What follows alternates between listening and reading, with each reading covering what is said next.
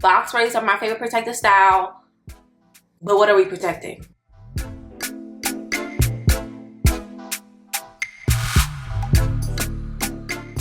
Hey y'all, it's Jaila, aka JaiChanellie on the internet. Welcome back / welcome to my channel. If this is your first time here, make sure you subscribe. Thank you. As y'all can see, I'm currently rocking the box braids. And if you're new to this channel, I have plenty of box braids videos helping you to achieve your own box braids. But something I noticed when I was installing these last set of box braids, sometimes our box braids are not very protective, okay? Sometimes I do things to really compromise the health of my hair, and then it kind of defeats the purpose of calling my box braids a protective style. So we're gonna talk about those things today. We're gonna stop making those mistakes. If you're interested in this video, go ahead and keep on watching.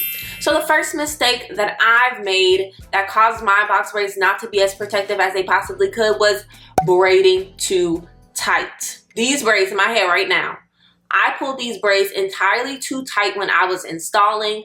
I remember doing it because I was just like, ooh, I don't want no slippage. I want these things to look nice and crispy. And usually you're like, oh yes, the grip is good, which means my braids are gonna last. You're going to cause stress on your scalp. I cause stress on my scalp, and you may actually be able to see it. Let me just expose myself a little bit. If y'all see some flakes, we'll get to that later, okay? Because I actually braided my hair so tight, I had little stress bumps up here the first couple days. And honey, if you snatching your own edges, you pulling on your own scalp, what are you protecting? Not your scalp health, right? Because now you have a headache just so your braids can look crispy? No, that's not protective to our hair. And that's one of the many ways that braids can really be detrimental to us, okay? If you don't already know, if you get your braids too tight too often, you can actually develop traction alopecia, which means that your hair will start falling out. The hair that you're trying to protect, it will start falling out. And if it is painful, it's usually not protective. So let me go ahead and give you an alternative. Maybe opt for knotless braids instead of traditional braids with a knot. Knotless braids by design are less tension on the hair.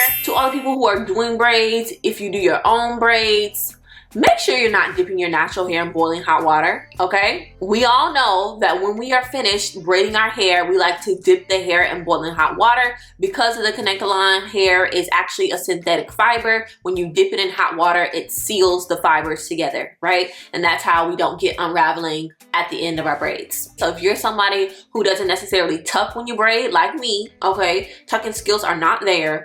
If I dip my hair, I'm not gonna dip it all the way up here, because at that point, I've now dipped my natural hair in boiling hot water. Do you think that's gonna protect my hair? Alternative to that is that you can do braids with hair that doesn't need to be dipped. So for example, I did not dip these braids at all. This is water wave hair, so it naturally just curled at the ends, and I haven't really had any issues with unraveling.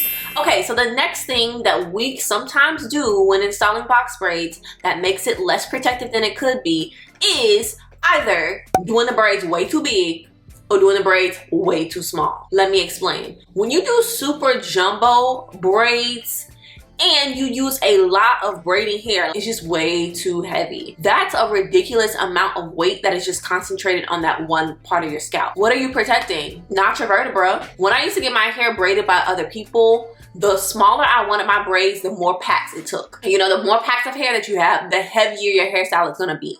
So just be mindful again, when you're getting super small braids, that weight is gonna be ridiculous on your head, on your neck, and we don't want that. Again, you don't really have that problem as much with knotless, because when you do knotless braids, you're matching the thickness of your natural hair with the thickness of the braiding hair. I did very small, relatively small knotless braids before, and I think I used a total of 4 packs of hair when I did those knotless braids. Very light compared to the 6-7 packs of hair that we may use. I think I used 6 packs of hair for this style. The knotless, baby, the knotless. Slightly related to that. Okay, now, there are some times where our aesthetic of box braids gets in the way of it being a protective style. Another time is when we want those box braids to drag on the flow. When you get super long box braids, what are you adding?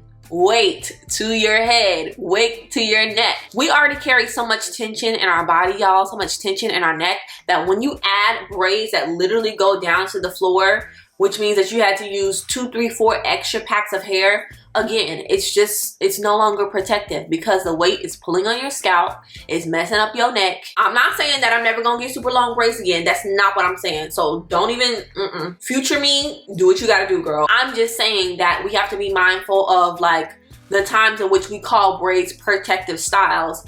If you got braids all the way down to your booty and beyond, it may not necessarily be protecting your hair. And then you gotta also learn how to do stuff like go to the bathroom without accidentally dipping your braids in the toilet.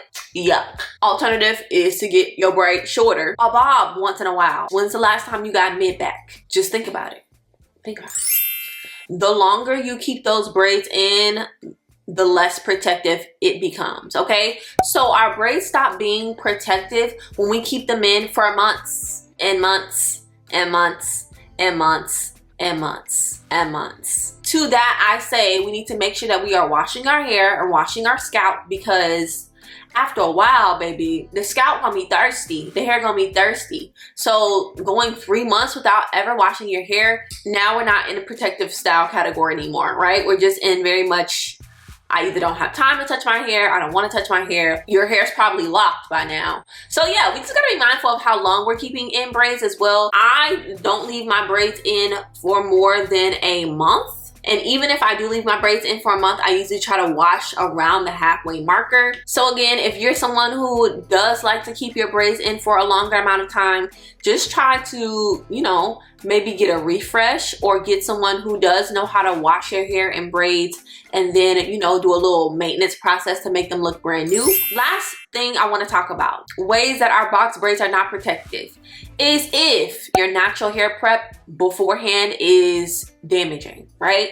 So to all of you girls who call yourself braiders, who tell people they have to come to you with their hair flat iron in order to get it box braided, see you at the gates of hell. That is heat damage galore. And you want to put box braids on top of that? No. Now, if you're like me, I do usually blow dry my hair lightly, or sometimes just stretch my hair prior to putting in braids. It's a lot easier for me to part my hair when it's blow dried, so I am someone who uses heat prior to putting in braids. Maybe you can try just heatless stretching your hair instead of putting heat on your hair, or just in your natural state, depending on what type of hair you're using. So for example, for my spring twists, I usually don't stretch my hair. I just, you know, put the braids or put the twist in because I know it's gonna blend pretty nicely with the hair. But just be mindful of that natural hair prep, making sure your hair is nice and moisturized, and you use whatever products that you use, which is completely up to you. Those are just some of the things I've noticed that I've done to compromise the protective nature of box braids, and that maybe you've done as well. Let me know if there's anything else that you notice that we do with box braids that don't be protecting our hair. And let me know if you do any of the ones that I already talked about. It's okay, this is a safe space. I did it too, okay? I did it too. Thank you so much for watching this video. I'm gonna add it to my box braids 101 playlist. So if you're interested in any of the other box braids videos that I have, go ahead and check out that playlist above. If you enjoyed this video, hit that subscribe button. Also like this video so YouTube can share it with other people. And I'll see y'all in the next one. Bye.